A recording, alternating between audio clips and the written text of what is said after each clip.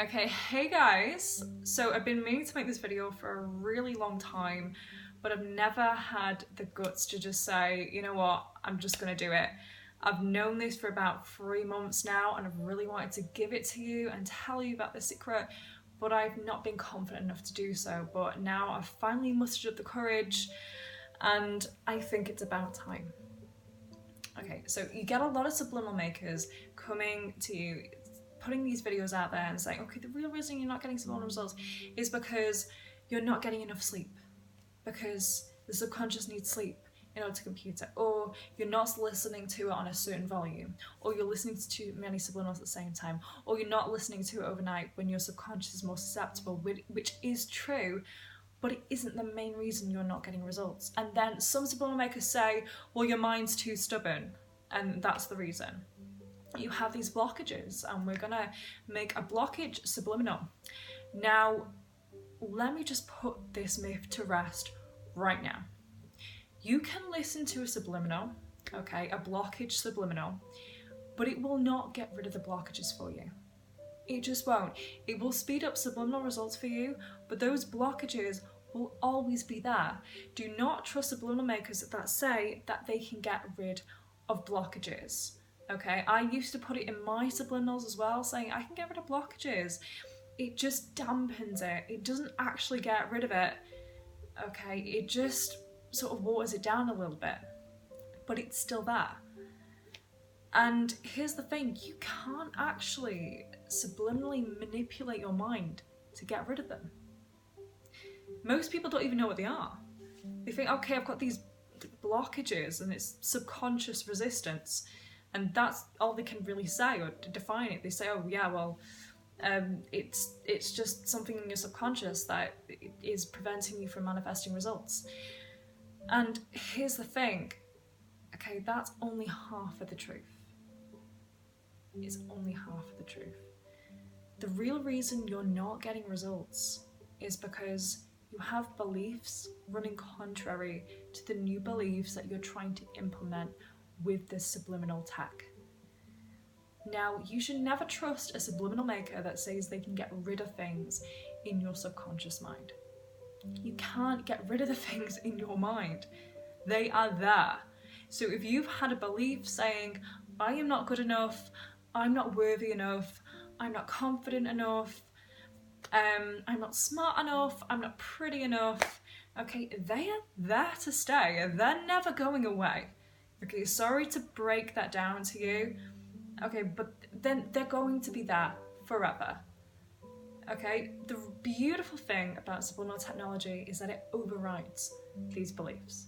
So if you repeat something of the contrary, saying that, okay, I am good enough, I am smart enough, I am pretty enough, and you repeat it enough times, it will override it, and it will get stronger than the contrary belief.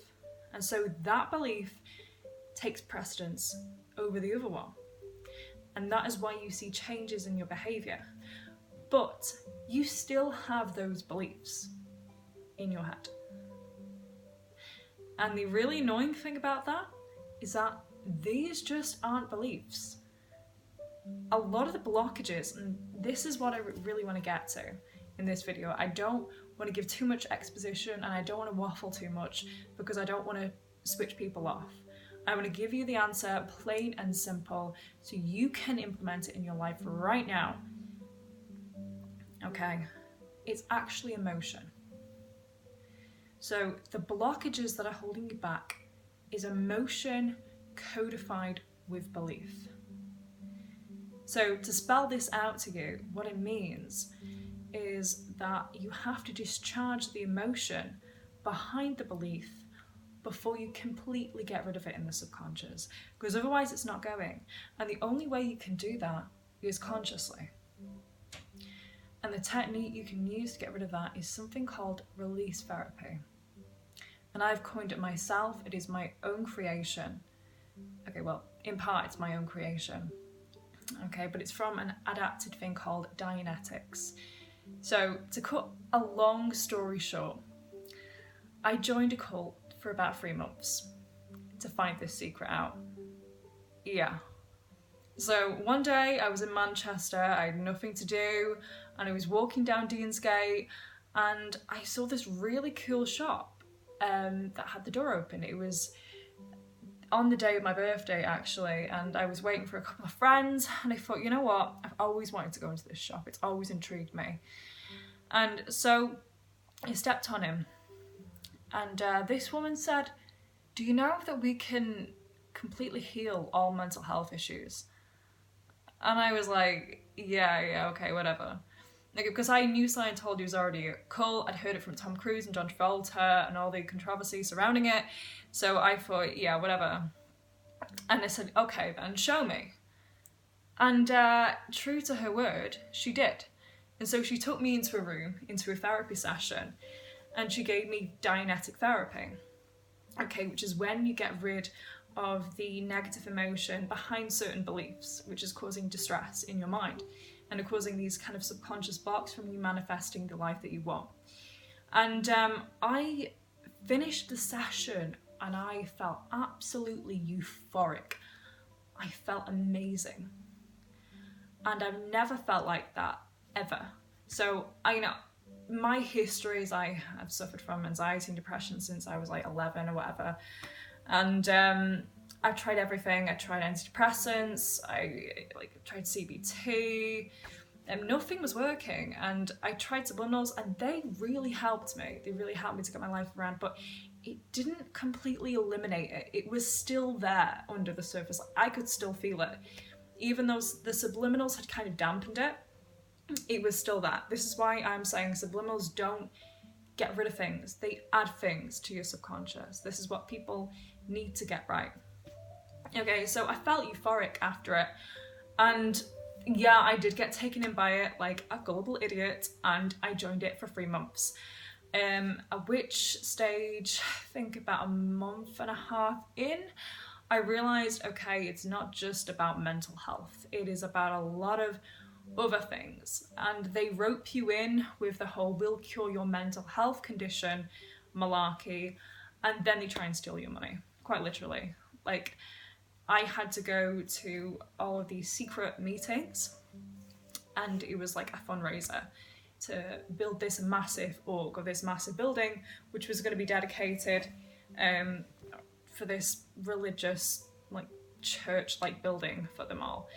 And anyway, I got out of there and I adapted the technique myself. In fact, when I was in Scientology, I told my supervisor when I was doing a course on Dianetics, listen, I've adapted this technology. I've adapted Dianetics to make it more simple to use for people so people can use it themselves. Because when you have Dianetic therapy and you go into Scientology, you have a one-to-one with another person. Their practice states, or their ideology states, that you need someone to get rid of these mental health issues for you. You can't do it yourself. And these people are called auditors. Now, I thought that was a lot of hogwash, and I'm a very independent person, so I wanted to tweak the tech whereby you could do it yourself. And I found a way, and I was speaking to my supervisor and said, you know what, I've actually adapted the technology and people can do it for themselves. And he said, Megan, if people did it for themselves, we wouldn't generate any money, any income. And I said, yeah, but I'd rather empower someone than make a profit.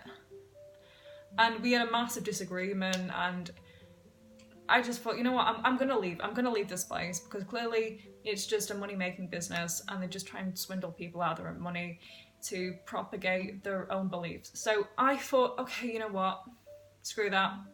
So I left Scientology. Okay, it wasn't as difficult for me to leave Scientology as people make it out to be, mainly because I only got to like level OT2, I didn't get to OT3. But anyway, I left Scientology. Okay, and I took their therapy, which is Dianetic therapy, and adapted it into release therapy, which I'm going to talk to you about now. I realise I have waffled just a little bit, but I did want to give you just a little bit of context. And if you want to know more, I will talk about it perhaps in another video or in the comment section below. So, This is called release therapy, and what you do, or what the kind of logic behind it is that we all know we have a subconscious, we all know we have a conscious mind, and we normally use the iceberg model to represent this. So the conscious mind is the top 10% that you can see, and then the 90% is the bit that you really can't see and you can't access either. But it is also the strongest part of the mind. And subliminals attempt to hijack this or hack into it. Okay, and you can. But the one thing well, I didn't know anyway, before I joined Scientology, was that there are a lot of parts of the mind. There are like so many parts of the mind. There is the reactive mind, and then there is the analytical mind, which is a little bit like the left hemisphere and the right hemisphere, but they're completely different.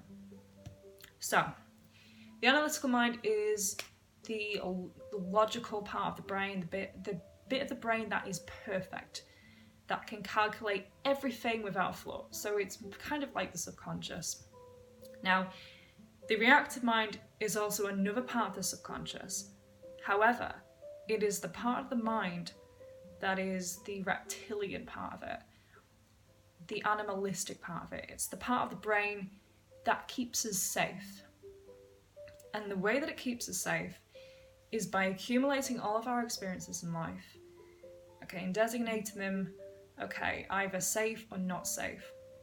So for example, okay, if you have had a negative experience, okay, that somehow threatened your survival, it would be stored within the reactive mind as resistance. This is key, this is what you need to listen to. It's stored as resistance. Which means when you encounter that situation again, consciously, you will have subconscious resistance to it. This is how anxiety works. This is, let's take social anxiety for example. You are put into a social situation and you feel anxious and you don't know why. You can't remember why you feel anxious, but you feel anxious. Now, Dianetic therapy attempts to get rid of the earliest moment of pain or discomfort where that feeling arises from. They even talk about past lives, and I did have a couple of past life sessions. I know this is quite controversial for a lot of you to hear, especially those who are perhaps religious or even atheistic that don't believe in it. But they talked about past lives that you might have had, recurring experiences, like another life. But anyway, that doesn't matter. What they try to do is get to the earliest moment of pain, discomfort, let's say within this lifetime. Okay, but we can't all remember that. Okay, of course we remember things that are more emotional to us. Okay, that is one great memory technique, but we don't always remember everything. And my adaptation of that was, okay, don't think of the earliest moment of pain, discomfort, feel it. So think of a situation that made you feel really anxious, okay? I know I'm talking about anxiety here, but think of, so if you want to be more confident, think of a time where you felt really unconfident. And just tune in to that feeling. Where is it? Where is it on your body? Is it in your solar plexus? Is it in your heart? Where is it? Okay, and just focus on that. What you'll feel is resistance, and it'll be bodily resistance as well. Like it'll feel like a massive weight, and you will feel as though something is pushing against you. This is the resistance within the subconscious mind. What you need to do now is, when you tune into this emotion, is say exactly how you feel. So, I'm in a social gathering. I'm feeling really anxious. I'm feeling really anxious. I feel like I'm going to fail. It's normally failure, by the way. The resistance is normally the fear of failure and not feeling good enough. Those are the two things that I've noticed when I've done therapy for other people, because I am an auditor myself. is that a lot of people, when I'm in a session with them, they will be like, yeah, I don't feel good enough. So it's normally that will be the core. You need to find the core issue behind it. So why is it that you're procrastinating? Okay, get to the bottom of it. Is it because you feel that you're going to fail? Is it because you feel like you're not going to do a good enough job? Is it because you feel like you're going to fail? And here's what you need to do. You need to say, like a mantra, again and again and again. Okay? Either, I feel like I'm going to fail. I feel like I'm going to fail. I feel like I'm going to fail. I feel like I'm going to fail. Keep saying it. Again and again and again. And the more times you say it, what will happen is this resistance will lessen. And eventually it will completely go. Okay, this is how you get rid of something called ENGRAMS. And once you get rid of that resistance, you will get subliminal results like that. Okay, this is the thing that cured my anxiety. It's the thing that cured my depression. It's the thing that cured my OCD. Okay, use it for anything, any problem in life. Okay, I give you this technique now, free of charge. You can go ahead and do it yourself. If you want to ask more questions, just speak to me in the comment section below or email me, and good luck.